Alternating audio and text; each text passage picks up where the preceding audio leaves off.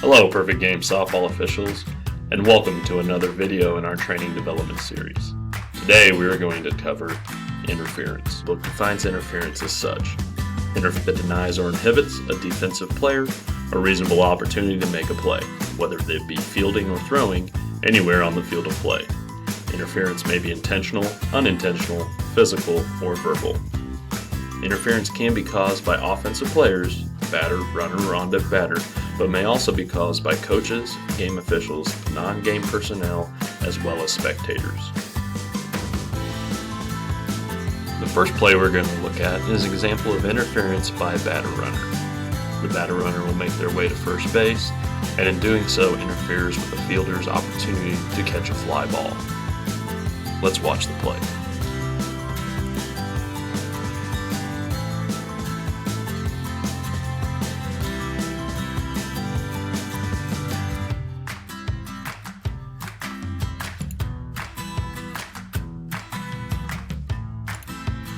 In advancing to first base, the batter-runner interferes with the fielder's opportunity to make the play on the fly ball.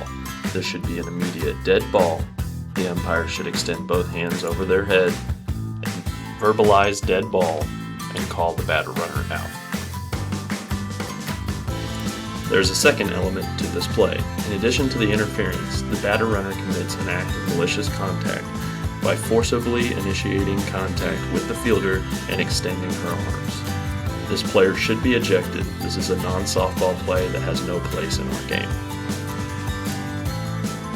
The next play we are going to view is going to bring up the concept of two fielders trying to field a batted ball. Now, we should go to the rule book to look at this explanation. If two fielders try to field a batted ball and the base runner contacts one or both, the official shall determine which one is more likely to field the ball, and only that fielder is entitled to protection. The effect: the ball is dead, the batter-runner is awarded first base unless she is the player guilty of interference, and the offending runner is out. In this play, we are going to see the batter hit a ground ball to the shortstop/third baseman. In this concept, the field official shall determine which fielder has the best opportunity to make the play on the ball, and only that fielder of the two fielders will be entitled to protection. Let's watch the play.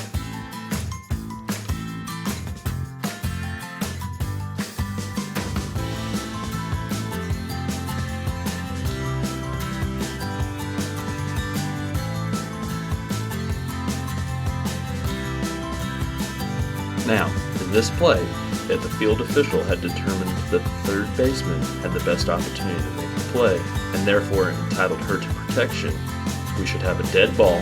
The umpire should raise both hands above their head and verbalize dead ball and call the runner out. Conversely, if the field official determined the shortstop had the best opportunity to make the play on the batted ball, and therefore was the only fielder entitled to protection, this ball should remain live, and the third baseman would therefore be guilty of obstruction. The next form of interference we're going to look at is batter interference.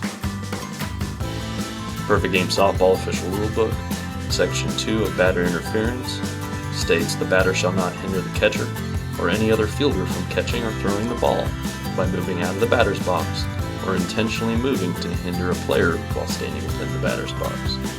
This form of interference will result in a delayed dead ball, and the defensive team shall have a choice of either the result of the play or the batter is out, and each base runner must return to the last base that an official's judgment was legally contacted at the time of interference. Perfect Game officials should note two big aspects of this rule. First, in the past this was going to be an immediate dead ball. This is no longer the case. Batter interference will result in a delayed dead ball, giving the defensive team the opportunity and the choice of the play. Now, with this rule, we should also note with Section 2, the batter shall not hinder the catcher or any other fielder from catching or throwing the ball by moving out of the batter's box or intentionally moving to hinder a player. If we're going to rule batter interference under this rule, it must fall under by moving out of the batter's box, or we must rule intent. Now, clarification. If the catcher or her throw to a base hits the batter or her bat, While the batter is in the batter's box, the ball is live and there is no interference unless there is intent rule. The batter's box is not a sanctionary for the batter when we have a play being made at home plate. Let's look at an example.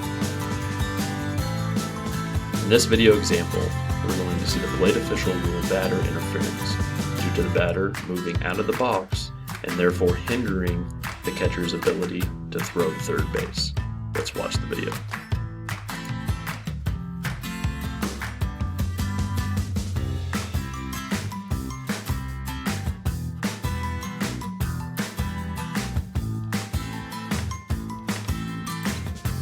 Let's watch one more time. The plate official here does a great job of making an immediate call and selling her call. Being said, conversely, if the batter had remained stationary in the box when this throw occurred, we would not have batter interference. The ball would remain live. An important difference in this video is that this ball, instead of being called a dead ball, as the umpire does in the video, is now a delayed dead ball. The final form of interference we're going to cover in this video is interference by a retired member of the offense. The Perfect Game Official Softball Rulebook defines an offensive player who no longer has status, a retired member of the offense, or a player who has scored, may not interfere with a defensive player making a play on an active runner. The effect: the ball is dead, and the runner closest to home plate at the time of the interference shall be declared out. Each base runner must return to the last base legally touched at the time of interference, unless forced to advance.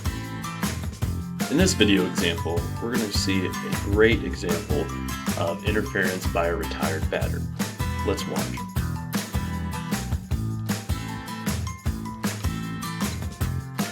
Let's see it from another angle.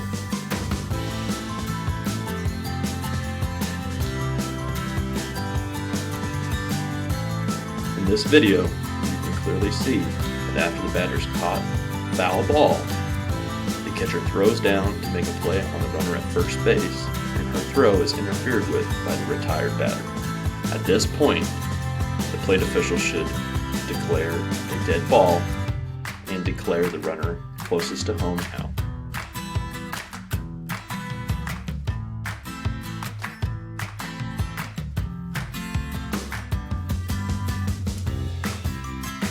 Here we are going to see another example of interference by a retired runner.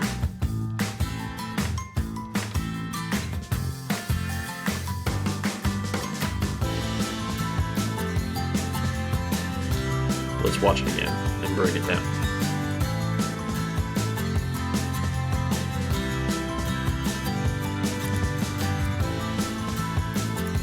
The batted ball is going to go to the shortstop, and she is going to subsequently throw the ball to the second baseman. At this point, the runner at first place is out and has plenty of time to divert her path and avoid interfering with this throw. Instead, she continues on and interferes with the throw being made to first base. She is a retired runner. The field official shall declare a dead ball and declare the runner at first base out due to the interference by a retired runner. In this next example is a little bit more complicated. We're going to have the bases loaded with one out. Let's watch, and then we will break down the play.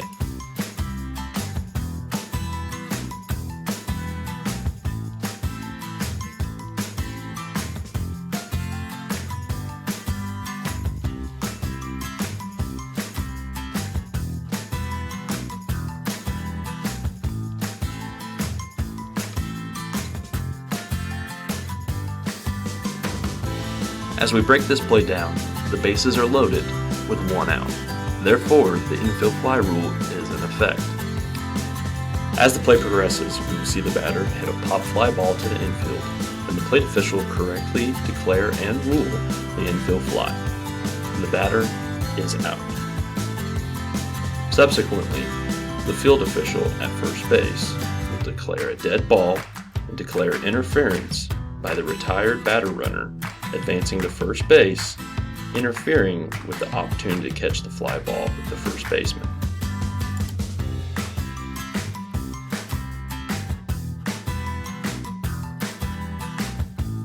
At this point, the field official shall be declaring a dead ball and selling this call vigorously.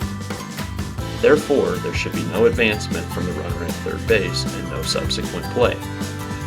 Because we have interference by a retired runner, the runner at third base shall be declared out.